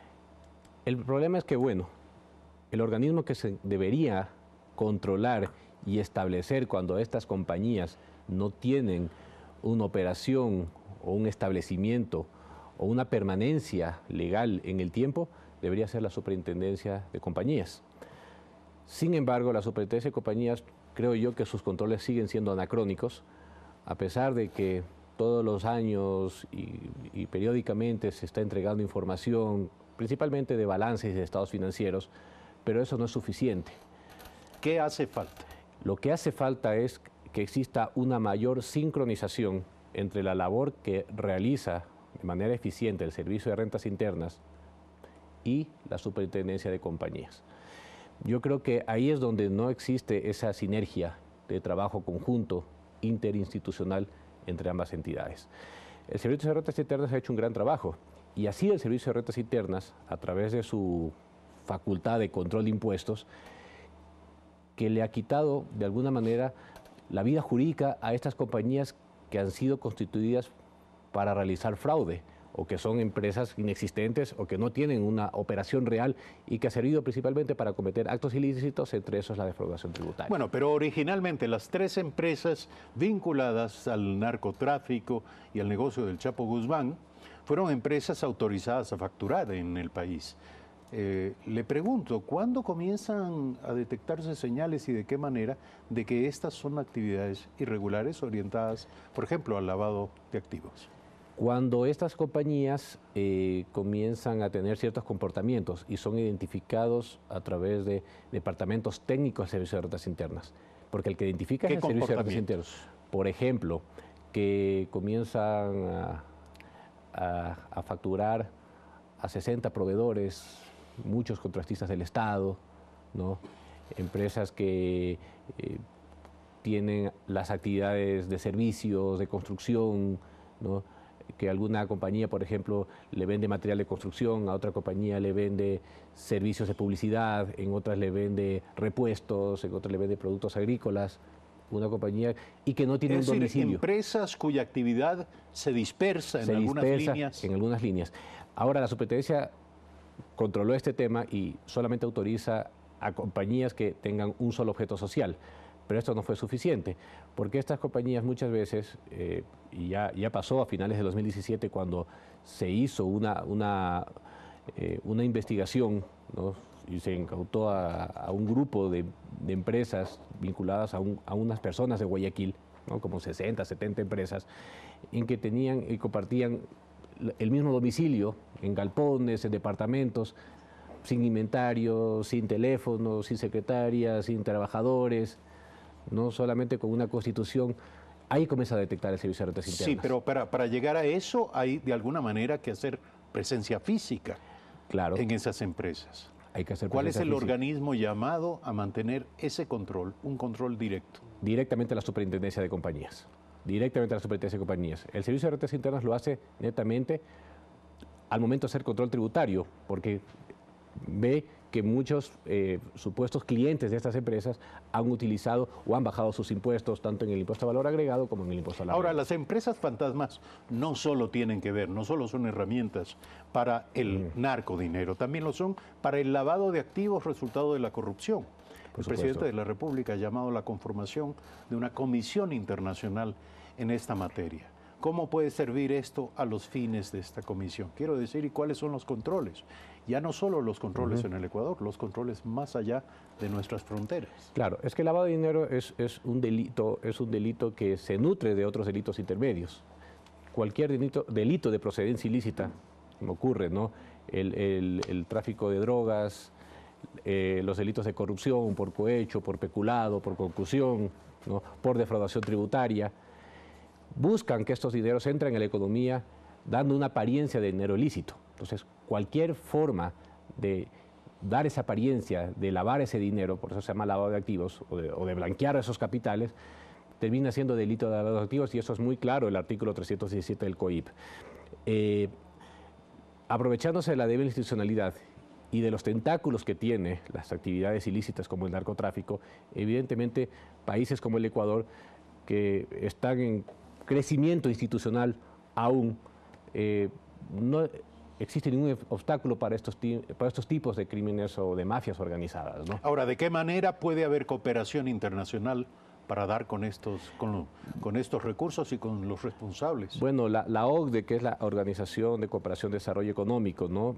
Juntamente con este foro global de lucha contra la corrupción, y que recientemente aproximadamente 150 países forman parte de ello, ha dado algunos lineamientos, y entre esos, más por asuntos fiscales, ha sido que las administraciones tributarias se cooperen automáticamente a través de la entrega de información de sus instituciones financieras. ¿Este sistema está operando? Ese sistema va recién a comenzar a operar. De hecho, en esta semana, si no me equivoco, el día lunes, el Servicio de Rentas Internas expidió una resolución respecto al intercambio de información financiera para personas no residentes que obligatoriamente, prácticamente las instituciones financieras, las empresas de seguros o las que operan en el mercado de valores tienen la obligación de reportar al Servicio de Rentas Internas y de conectar esa información al mundo financiero con las otras administraciones tributarias.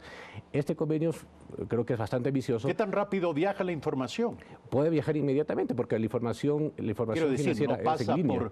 por engorrosos trámites. No, ya no. Ya sería automática porque entraría por red. Y esa información la Administración Tributaria ecuatoriana y que sería el principal insumo para otros organismos, por ejemplo, como la UAFE, al momento de hacer sus estudios técnicos de lavado de activos, y posteriormente a la Fiscalía o a la Contraloría, donde se quiera derivar este tema, podrían utilizar esta información que la genera o la crea el Servicio de Rentas Internas a través de este intercambio de información. ¿Qué es lo que se busca con esto? Ver de dónde provienen los dineros, cuáles son los destinos, y si las personas que sacan dinero o esconden dinero en otros lugares, principalmente paraísos fiscales, sean identificados. Porque actualmente, o lo que venía funcionando hasta el día de ahora, en la última década, era solamente un control local. O sea, sabía el Servicio de Rentas Internas y podía reportar esa información cuando una persona movía dentro de las fronteras ecuatorianas o dentro del sistema financiero nacional. Pero ya cuando sacaba el dinero ya era muy difícil seguir el destino del dinero o el camino del dinero para identificar ciertos delitos, entre esos la defraudación tributaria. Pregunta final, Carlos Pontón. Hablábamos de una débil institucionalidad. ¿Cuáles son las tareas indispensables para reforzar, para fortalecer la institucionalidad? La primera tarea fundamental para controlar estos temas, hablando del caso de Joaquín Guzmán Loera, ¿no?, que es el narcotraficante mediático en este momento, es que las entidades de control empresarial, como es la Superintendencia de Compañías, tenga otro tipo de controles, ya materialmente hablando, con respecto a las compañías. O sea, no puede ser posible que una compañía funcione físicamente en un lugar donde funcionen 4 o 5 compañías más. Eso debería cambiar. ¿Qué más? Otro tema que debería cambiar es que debería haber un convenio o una sincronización de acciones con otras entidades de control, como por ejemplo con el Servicio de Rentas Internas, con la aduana y con la UAFE. Sé que existen estos convenios interinstitucionales, pero más que eso terminan siendo meras declaraciones, compromisos escritos en papel, que no están operando, pero no están operando lo suficientemente. Para mí es loable la actuación del Servicio de Rentas Internas para identificar esto, pero falta todavía más, porque el Servicio de Rentas Internas es una entidad de control tributario, no es una actividad que puede controlar otro tipo de actividades como es netamente la operación de las compañías. Gracias, Carlos Pontón, consultor tributario. El tema lo han escuchado ustedes. Esto forma parte de los grandes temas vigentes, de los temas contemporáneos de interés público. Tiene que ver, evidentemente, con la lucha contra el crimen organizado. Gracias, amigas y amigos, por seguirnos hasta esta hora. Mañana, nuevamente con ustedes en Primera Impresión. Buen día.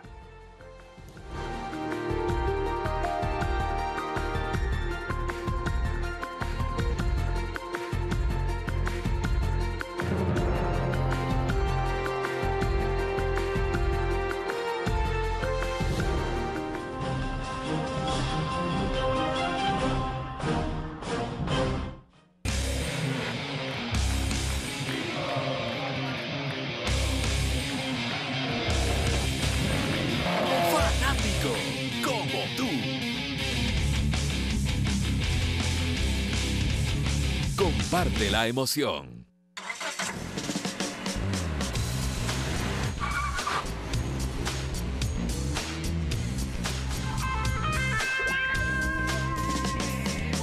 La Ruta del Sabor. A 47 kilómetros de Ambato se encuentra La Tacunga, una de las ciudades que guarda con mucho celo y fervor sus costumbres. Conocida por su tradicional fiesta de la Mama Negra, nos da la bienvenida. Doña Rosita Jiménez, propietaria de las chuchucaras Rosita, nos recibe con mucho cariño y nos cuenta de qué está compuesto este delicioso plato. Tiene tanta cosita, ¿no? Tiene papas, tiene plátanos, tiene empanadas, tostado, canguil, el mote, todas esas cosas. ¿Eh?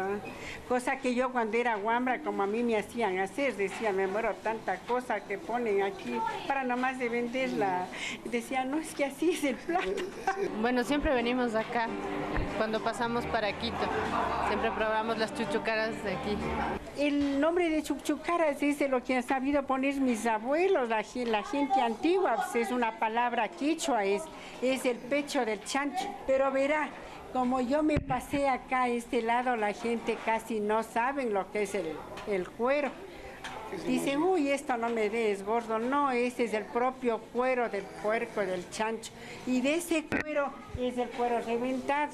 Nosotros nos levantamos a las 4 de la mañana, a las 5 de la mañana a hacer las cosas.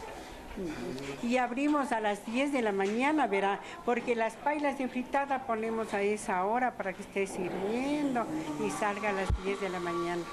Les invitamos a que venga, este humilde casa está a las órdenes, es pequeña pero el corazón es grande. Dijo mi mamá, no es lo interesante dar bastante, lo interesante es atenderle bien, que vaya contento y que por su dinero regrese. La ruta del sabor.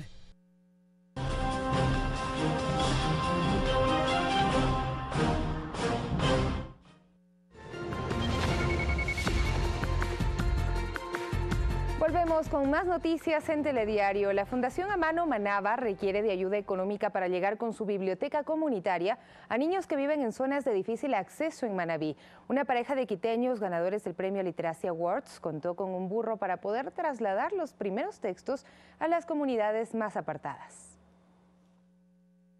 El burro Domingo se convirtió en la compañía idónea para Ruth Román y Esteban Ponce.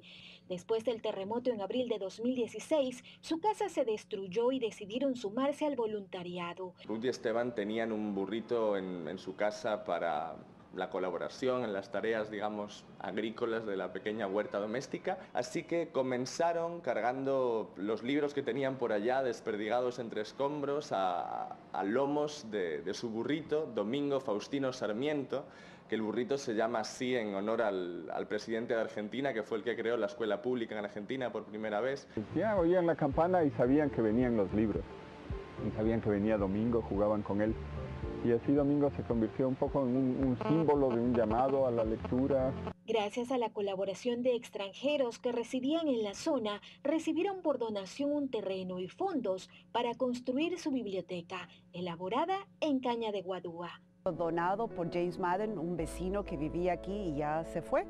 Ha dejado el terreno para que nosotros construyamos aquí el centro comunitario A Mano Manaba. Y en ese momento surgió también que una fundación de Dinamarca estaba cerrando y bueno, la ley les obligaba a donar lo que les quedaba. Decidieron llevar su historia con el ensayo Efecto Mariposa para participar en el concurso anual de los Literacy Awards 2018 que otorga la Biblioteca del Congreso de los Estados Unidos, la más grande del mundo. En el que hablaba de la importancia de acciones pequeñas que cambian la vida a nivel muy grande para algunas personas.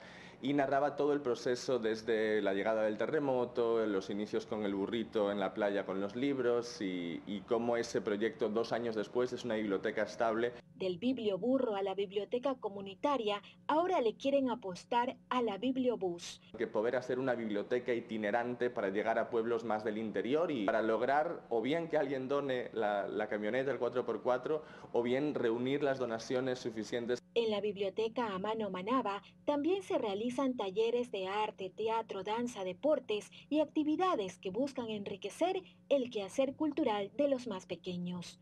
Mariuxi Buenaño, Telediario. Y otra buena noticia, en una expedición realizada por la Dirección del Parque Nacional Galápagos y la organización CEP Galápagos, se localizó un espécimen de tortuga que se creía extinta hace más de 100 años. Según lo confirmó el Ministerio del Ambiente, el ministro Marcelo Mata, se trata de una Chelonoidis fantasticus que actualmente habita en la isla Fernandina.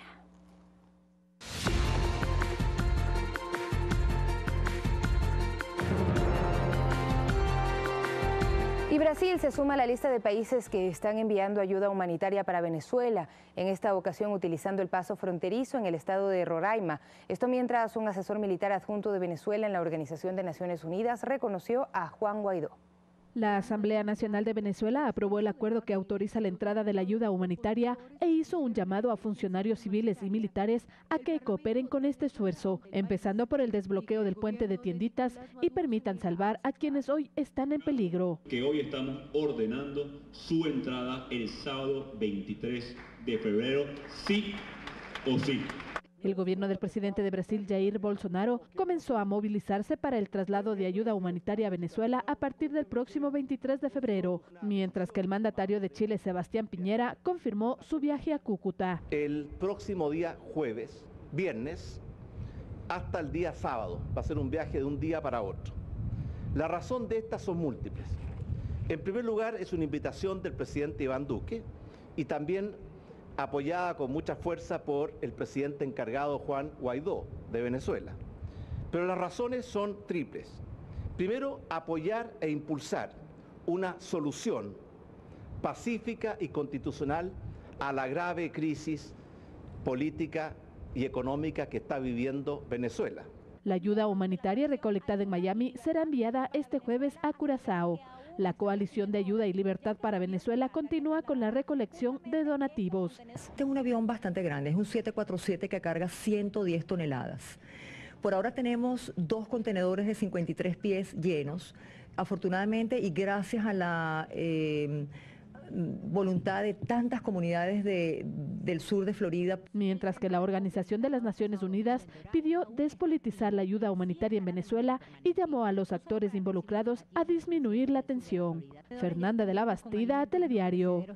Mientras tanto, el presidente de Venezuela, Nicolás Maduro, amenazó con usar su sistema de defensa antiaéreo ante una intervención extranjera. Por ello, la Fuerza Armada venezolana se declaró en alerta para evitar una violación de territorio ante la pretensión de Guaidó de hacer entrar los camiones con la ayuda humanitaria acopiada en Colombia, Brasil y Curazao, isla con cuya frontera marítima y aérea cerró este martes. Me dirijo muy respetuosamente a ustedes, con la finalidad de hacer de su conocimiento que a partir de la presente fecha me declaro en total y en absoluta desobediencia ante el gobierno ilegalmente constituido del señor Nicolás Maduro Moros. Reconozco y ofrezco mi obediencia y subordinación al gobierno de transición a cargo del señor presidente, ingeniero Juan Guaidó Márquez. Y el ministro de Petróleo de Venezuela, Manuel Quevedo, denunció un acto terrorista perpetrado contra una estación de bombeo de petróleos de Venezuela en el estado Monagas. Afirmó que tras el llamado a la violencia del presidente estadounidense Donald Trump, ya se empezaron a ver las muestras de la violencia de ataques terroristas que quieren sumir a su país en la destrucción.